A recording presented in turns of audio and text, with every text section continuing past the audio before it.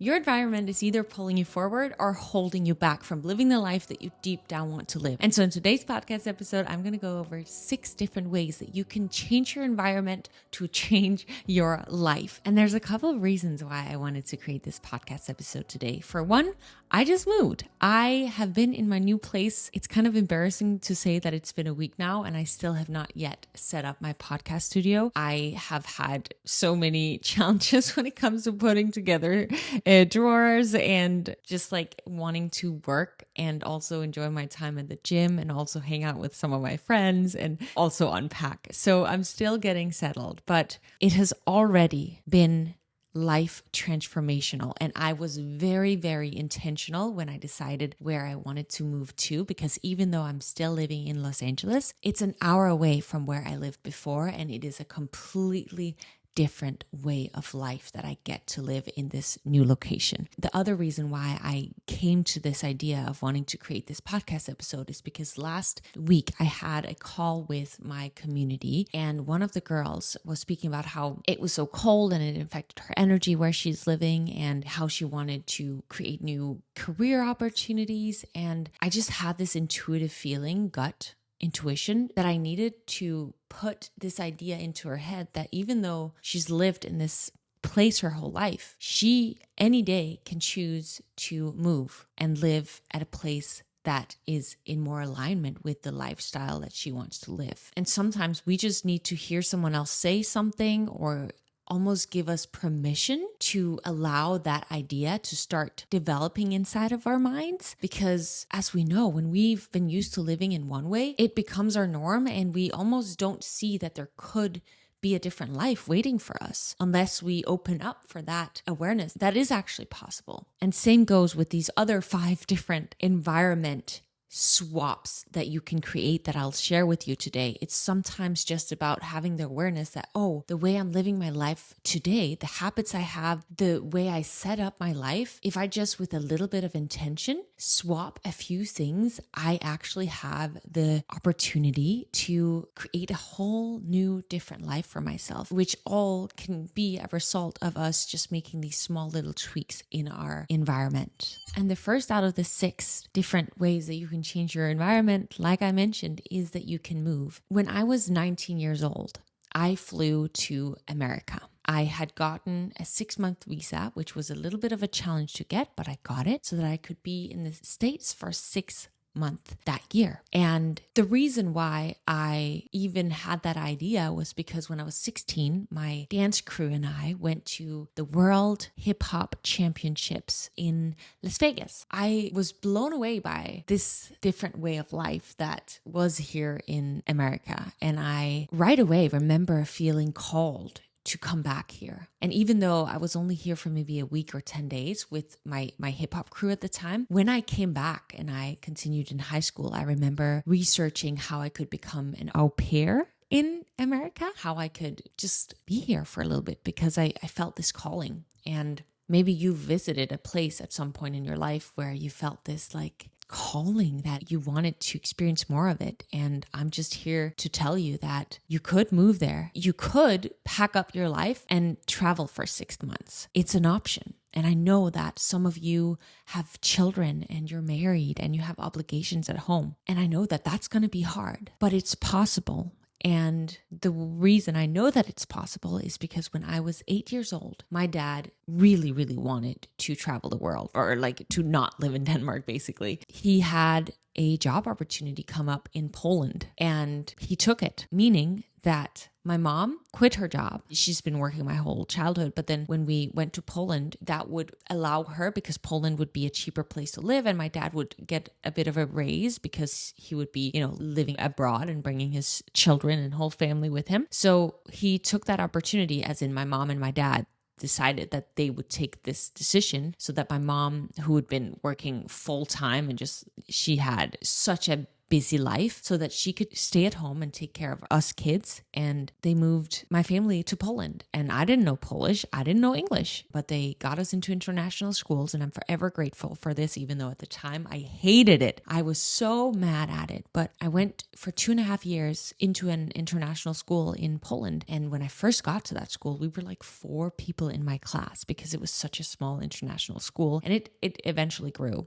I hated it at the time, but today I'm so grateful for it because I think it opened up my mind to the fact that you actually can move. You actually can live wherever it is that you feel called to live. Just to finish this story, my dad then later got a job opportunity in China. So my family and I moved from Poland after 2.5 years to China. And there I also went to an international school, which again, I was afraid, I was scared. I was a little girl that had just learned English and a little bit of Polish. And now I had to go to an international school in China. And once again, it was hard, it was challenging, but I ended up getting an incredible group of friends there. I also experienced a completely different type of life in China. It was Shanghai. I had just turned 11. That time my parents got divorced, so my mom ended up moving back home with me and my brothers. But all of this to say that even if you do have children, even if you do have a family, even if you do have jobs, there's always a way to make it happen. If you're living somewhere cold and you want to live a place where there's warmer,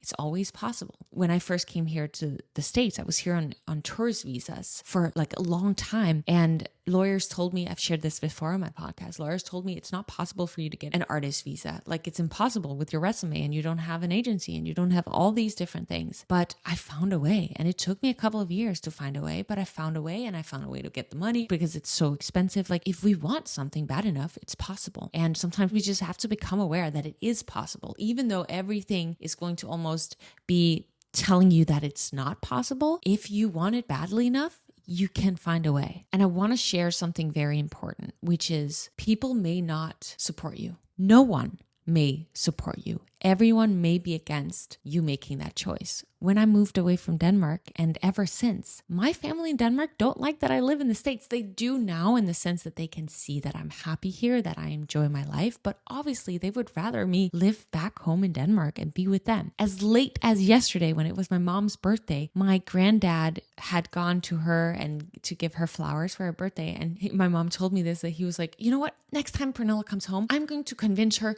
to stay at home. I see no reason why she has to be all the way over in the States. And my mom the same. Like she would, obviously it would be a dream for her if I moved back to Denmark. But we in our life got to do the thing that is going to make us feel happy. I posted a story yesterday, which was, you gotta be so clear on what success means for you. Because if you're living in alignment with someone else's definition of success, you will never find true happiness. And for me, certain things make me happy. I can get some of those things in Denmark, but other things I just simply can't. So I've made the choice to live on the other side of the world for my family because that's what makes me happy. And we really got to do the thing that makes us happy. When I moved here, actually from Denmark back in the day, I had a high school boyfriend who I'd had since I was 16 years old. I just felt this calling. And so I had to come here. And we're no longer together, obviously. But that was a hard choice. It was a really hard choice. But I've always found a way to listen to my intuition, no matter how hard it felt at the time, because that's just ingrained in me that I have to find a way to follow my intuition, even though it's going to be hard. And I know you are going to be thinking of your hardships and reasons why you can't. But if there's something that's making you feel like you need to, then you got to do it. One other member from my community, her child has moved away from home now, and she and her husband wanted to go live on a boat for a little bit. And so right now she's living on a boat. Like, how cool is that? Maybe that's something you've been dreaming about, but you've been telling yourself that that's not possible. For example, for her workout, she's working out with bands because she doesn't have, obviously, dumbbells and weights with her on that boat, but she's finding a way to make that work because she still wants to stay in shape and has fitness goals as well. There's so many ways to live life. And I just hope you allow yourself to dream a little bit. If you dream of something and you come to the awareness that, oh, this would actually be really freaking cool for me to do, then just having that awareness and paying attention to it, it may simmer or in the back of your mind. And eventually at one point, something may come up that allows you to actually go do the thing. And because it's been simmering in the back of your mind, you're like, you know what? I'm going to do this. I'm going to do it. Before we move on to the other 5 ways in which you can change your environment, I quickly want to share with you the reasons why I decided to move away from where I lived in North Hollywood previously here in Los Angeles to now Santa Monica. And that is, I sat down with myself and asked myself, what are the most important things for me in my life for this next year? And what are the things I'm missing where I'm living right now? One of the things that was missing was I wanted to live a more active outdoor lifestyle. Whenever I've been in Denmark and growing up as well, my form of transportation is rollerblades. And it brings me such a massive sense of joy, gratitude, energy when I don't have to move from my day at work, sitting at my laptop, walk out to the car and then drive to the gym to then work out a little bit, but then drive back home. It is such a freedom feeling for me. It's going to look different for everyone, right? Like freedom looks different, happiness looks different for every person. But for me, having done my work, then being able to move, get a little bit of fresh air, get a little bit of space, get a little bit of movement in to the gym, a little bit of a warm up too. Maybe I eat a snack on the way. I've been enjoying that, definitely. To then be at the gym and then not have to go right after a sweaty session, sit down in my car again to drive home, to then be able to slowly take my time with my rollerblades on my way home. And I actually tend to snack on my way home from the gym as well. After my workout, I'm so hungry. So I enjoy that so much. Like, I know it sounds so little, but that to me plays such a big role in everything in my life. It makes me feel free that I don't have to sit down from my work to then sit in my car to go to the gym. Like, I love an active lifestyle. I also wanted to be more outside, which it's in alignment with that, as well as social interactions, getting to spend more time with like-minded individuals. I moved to North Hollywood when I first came to the States, and then I was in a relationship where we were living in Huntington Beach. And then after that ended, I moved back to North Hollywood because that's where I'd first started my stay here in Los Angeles. That's where I had all of my dance friends. If you're new to my podcast, then I moved to Los Angeles to become a professional dancer, which I was for the first part of my life here in the States. So I moved back to North Hollywood because that's where I had grown up here in the States and where all my dance friends was. But now many of my friends are not, I still have some of my dance friends, but a lot of my friends live other places. And I had then started going to a gym, but that gym was 20 minutes car drive, sometimes longer if there was traffic, away from my home. And that new gym that I had gone to, the friends that I had made there, a lot of them while I was traveling last year had moved away to different places. So I felt like I wasn't getting my social cup filled. And I wanted to move to a place where there were like-minded individuals. And I knew I've been to Gold's Gym, which is where I go now. I knew that a lot of people I know go there, and I knew a lot of like-minded individuals would be going there, as well as just like-minded individuals in this new area that I live. So social environment was really important to me. And then we'll talk a little bit about the specific apartment that I picked, but we'll do that when we get into one of the other areas of how you can change your environment to set you up for success. But those were just a couple of things that when I sat down and asked myself, what do I actually want in my life, that I then chose this location.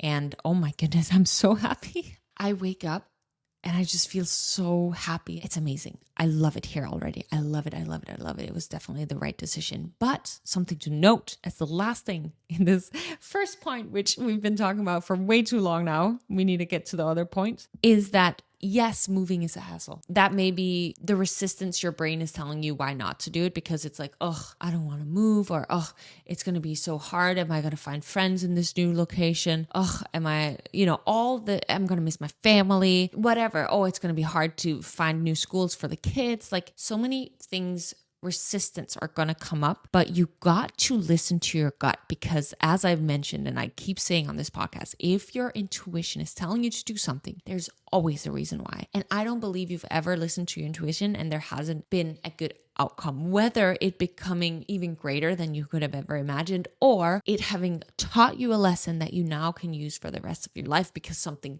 didn't end up in the way that you wanted. Plus, if you move somewhere and you don't like it, you can just move back. Easy peasy. So maybe a fun journaling challenge for you could be to sit down with yourself and ask yourself, in my dream world, what would I have in my environment that would make me happy? And just allow yourself to dream. And then ask yourself, what are the different things I could do that could give me that. Maybe you do want more movement into your life. And I promise you, if you start moving more and you've been very sedentary, it's going to change your life, because that will compound effect into you having more energy. Then the more energy is going to lead you to take more bolder actions, which is going to take your career to the next level, which is going to help you find the dream partner or make your relationship even better, which is going to, just compound effect in so many different ways. So like, if you want more movement, how can you move closer to your gym? How can you start biking to your job every day? And that leads us perfectly into point 2, which is designing your environment in your home. You've maybe been thinking about wanting to start taking certain supplements, but you forget to do it. If you design it in your home, where you put those supplements in a place where you see them every single morning when you wake up, like putting them right next to your coffee machine, there's a much bigger chance that you're actually going to make it a habit to take the supplements, because you see them. And then you can make the habit that right before you drink your coffee, you just take that supplement. Easy peasy. Maybe you're someone who wants to stop either late night snacking or just like snacking on foods that are not in alignment with your goals. The way you can design your home to set you up for success for that is to throw out any type of snacks that are not in alignment with your goals, and fill up your fridge with fresh fruits and veggies, or put the fruits and veggies out on your countertop, so that whenever you typically are about to grab the chips that are in the cupboard, you now see the apple on your countertop. So you will automatically be more likely to grab that apple and eat in alignment with the goals that you have for your health, for example. And same goes with if you want to start running more and you want to start doing it in the morning, that you set yourself up with having your running shoes in front of the door, and the night before you put out your sports running clothes, so that when you get up, you've designed your environment in a way that makes you automatically, without even thinking about it, putting on the running gear and getting out your door. Or maybe you're someone, I had a chat with a friend the other day. She is someone who wants to start creating more content. During our conversation, what we came to realize was that really all she needed to do was get her little setup session in place. She needed to get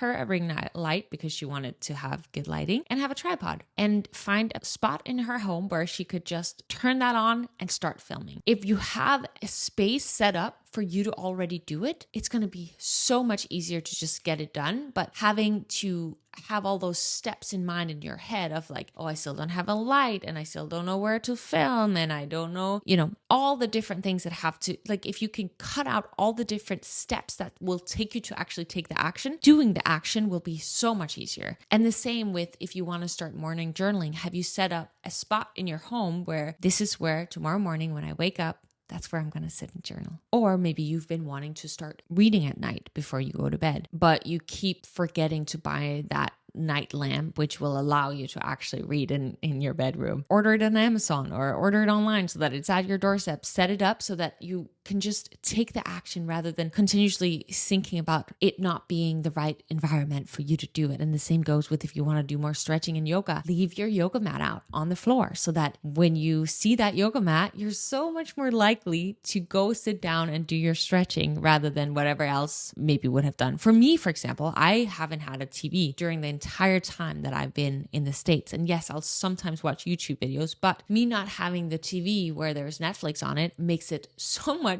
less likely for me to watch Netflix. I don't watch Netflix. Like, unless I'm having a day where I'm just like completely exhausted, like maybe once a month. I'll watch. No, not even. I don't watch movies ever. But I used to watch a lot of TV shows, and it would just be like almost a numbing, right? It's like really taking away. Yes, there's a difference between needing a space to unwind every night and using it for that. That's amazing. But if you're using it as a tool that's numbing you from actually doing the work, as in inner personal development work or work on the side hustle that you want to start, on the book you want to write, whatever it is that you need to actually be doing, then that's where maybe you should think about setting up your environment in a way that really helps you succeed in that. And that leads us to the third way in which you can change your environment. And that has to do with your digital environment. Are you following people who inspire you, who help you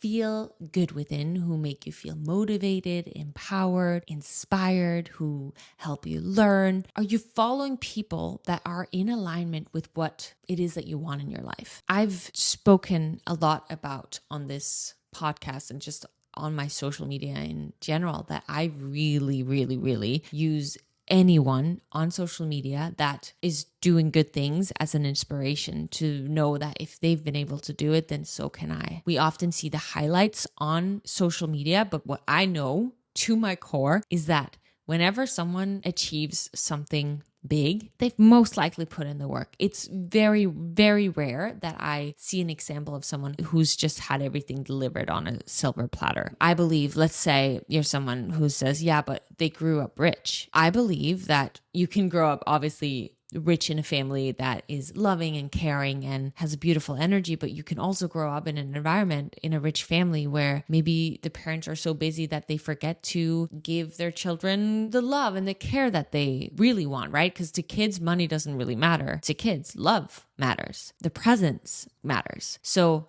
I think no matter what family you come from, rich or poor, loving or unloving, I think we've all had hardships in life. And I think that the people who've gained massive success, oh, there's a hummingbird. That's so beautiful. I love my new home. I love it so much. And I'm going to allow myself to just live in that love because it was really time. I was in my old apartment for 3 years. I know I was digital nomading for a while that I was there, but it was so right for me to move here. I'm so happy. Okay, but back to gaining success in life. Yeah, just when you are seeing someone on social media that has something that you maybe feel, let's say you feel jealous, study them. Ask yourself, what could have been the steps that they've taken to get here? And then ask yourself, what could my steps be to get there if that's what I want? And yeah, it's probably going to be a long journey, but aren't you willing to put in that work for a dream life that you really, really want to live? I really want to grow this podcast. And something was awesome that I realized the other day, which is that most of the crazy successful podcasts who I look up to, who I want to one day get my podcast to, I realized that they have 700, 800, 900,000 podcast episodes. And then I looked up how many podcast episodes I had, and I have like 130 or something podcast episodes. And I haven't even really promoted my podcast. I have just kind of taken it as like a side little thing that I do for fun. And it just made me feel like at ease, because then I know that, just like everyone says, that if I am willing to put in this work and put in these reps, then eventually I can get there too. It's just a matter of consistently doing it and enjoying it every single step of the way. But I went on a tangent because we were talking about designing your digital environment. What I meant to say in this area is make sure that you follow people who inspire you, motivate you, make you feel good within. And if something drains you or gives you negative energy, unfollow it or mute it so that you don't see that type of content anymore. Listen to podcasts that inspire you. Don't wake up and listen to the news that are trying to make you feel fearful. Like that is literally what the news are trying to do. They captivates people's attention from putting out fear. Whatever can bring people feel fear, that's what they bring out. So if you have the news on your TV from when you wake up in the morning, no wonder why you feel anxious. Or if you listen to the news or read terrible things all day, no wonder that maybe you are not feeling at ease, at peace within. So reorganize your digital environment and it could make a massive, massive shift in your life. And the last thing I'll say on creating a beautiful digital environment for yourself is maybe you want to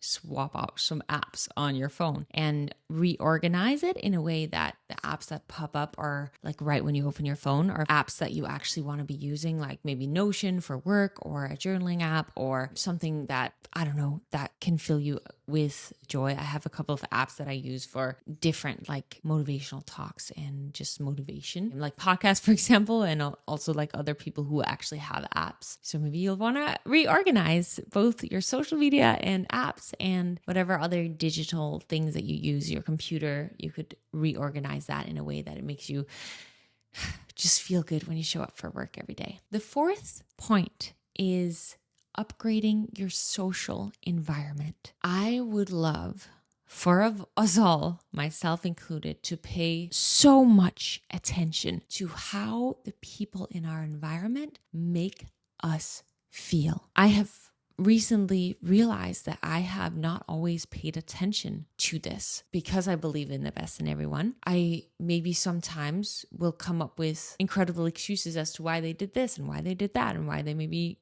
came across this way. And then it would maybe leave me feeling not so good within, but I would just excuse it, right? Which, oh my gosh, we all have bad days. There should totally be space for that. But recently I'm really practicing noticing after I leave an interaction or in the midst of an interaction, asking myself, how is this making me feel? And why is that? And just paying attention. It doesn't mean that we have to cut off certain relationships or give bad energy back in return at all, but we just need to pay attention to it so that we can notice it. And maybe in some instances, we do have to cut off certain relationships that we notice that they are just not aligning with what we want in our life anymore. But other times it may just be spending a little less time with them or moving on to the next point in this fourth upgrading your social environment point, which is seek out more social environments where there's more like-minded people. And that could be, I've mentioned this so many times, joining a swimming club, running club, a painting class, joining a course, going to a summit, a convention, something where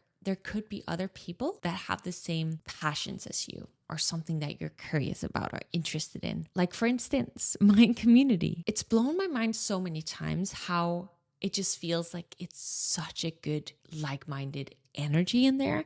Then the more I've thought about it, the more it also makes sense, because that's what I talk about. I talk about self-development all the time, and we all have fitness in common. We all have this value of wanting to grow. And so, of course, if there's a group of people who get together who have all of these same interests, then of course there's going to be created this environment that lifts up one another. If we have the same values of wanting to support each other and just really do our best to live a better life, then that would make sense. So you may have gotten this like little intuitive thought, oh, I could join a blah, blah, blah, something that comes up in your mind as I'm speaking. Follow that. Try it. What's the worst thing that could happen? And I know, once again, your resistance is going to come up and be like, oh, but I don't, or maybe you'll want to do it, but then when the time comes, you'll be like, oh, I'm so comfortable at home. Yes, but you're not going to get anywhere. You're not going to create this new like-minded community unless you actually go out into the world and make an effort to make it happen. I, for instance, joined this new Gold's Gym, and every day I chat with so many people. I've done this before on my habit tracker whenever I wanted to make new like-minded friendships, to like go and speak to one person a day. And I've not even had to do that, even though I have it on my habit tracker, because people just come to me. And I guess I have a more open body language because I can be very closed off, especially if I'm working out. I'm not there to talk, but I've intentionally decided to have a more open body language so that it invites people in, right? Like, people are not going to want to come up to someone who's just like in their phone and sitting and looking down, but someone who's like smiling and having a good time. Of course, people are way more likely to come up to someone who has that open body language. So I would say that that could be a fun challenge for someone who wants to create a new social environment. Is one, look up different things that could be happening in your city that has to do with something that you're curious or passionate about. And two, you could, as I've done, write on my habit tracker that every day I just have to speak to one new person, just one new person. And it could be a little like, hey, how's your day at the grocery store? Or it could be turn into something way more meaningful and impactful. And something that I mentioned in my previous solo episode was how if you're not feeling like the conversation is leading in the direction that you want. Like for me, for instance, I'm not super much of a fan of like casual conversation. How are you? Talking about the weather and just like, oh, where are you from? Like that's, of course that makes sense to do at first, but I like to go more in depth. And I realized I have the control of that. I can just ask more deep questions or share something more vulnerable. And then the conversation typically will lead more in that direction. Obviously not everyone's open to that, and that's totally okay. But at least you can do your part to have the conversation be guided in the direction that you find fascinating and inspiring. Ooh. Number 5 has to do with shifting the energy in your space. I just moved to this new apartment, and one of the reasons I chose this apartment is because there's so much light in here and it feels like there's fresh air everywhere. But something that you can do, if you've had your curtains shut, open the curtains, open the window, let in some more fresh air. Maybe you'll want to what's it called? like a scent you'll want to diffuse. No, that's not the word. Oh my goodness, I'm Danish. When you like have like, you turn a fire on this thing and then there's like good energy everywhere. Oh my goodness. I don't know what it's called. A scent, like you sense to create a nice energy in your home. And then something I've been doing that has felt really freaking good is declutter. I don't like throwing things away. I'm like, oh, maybe I'll want to use that at one point. Before I moved, and also here now that I have moved, I've really been trying to declutter, like clothes that I haven't worn in a long time, things that, yes, maybe I'll want to use one time in 5 years, but I don't need it. Decluttering your space can really help shift your energy. And the sixth and final way that I would love for you to change your environment, for you to upgrade your environment, has to do with shifting your self-identity. And we're talking create a vision board. I made a podcast recently talking about vision boards. You can scroll back. We have so many episodes that you can go back and listen to. We share in detail how to do that. You can change your screensaver on your phone that is in alignment with something that you want to create into your life. You can have different affirmations written on the walls or in your bathroom or in your car or in the mirror about who it is that you want to become, or what kind of energy you want to create in your space or in your life, what you want to manifest and drive into your life. Maybe you'll leave a book that is written by someone who you're inspired by your nightstand, so that every night when you go to bed, you're reminded of who it is that you are becoming. You have the power to change your environment and to change your life. And I hope that one of the things I shared today inspires you to move a little bit closer to the life that you want to live through shifting certain things within your environment. And I'll just go over them again. One is that you have the choice to move, to completely change your entire environment. Two, you have the choice to change and shift and design your environment inside of your home. Three, curate your digital environment.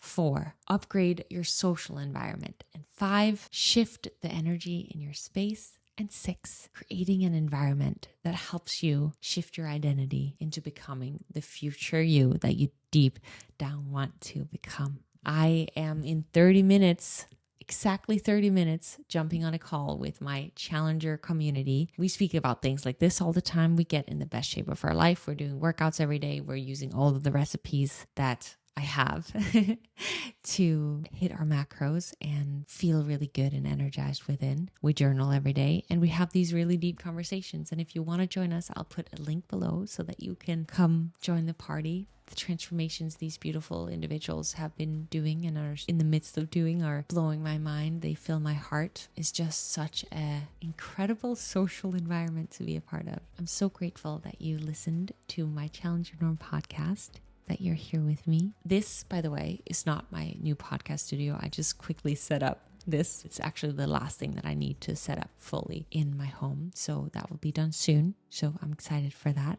Thank you so much for listening. And as always, remember that in order for you to grow, you have to challenge your norm. Bye.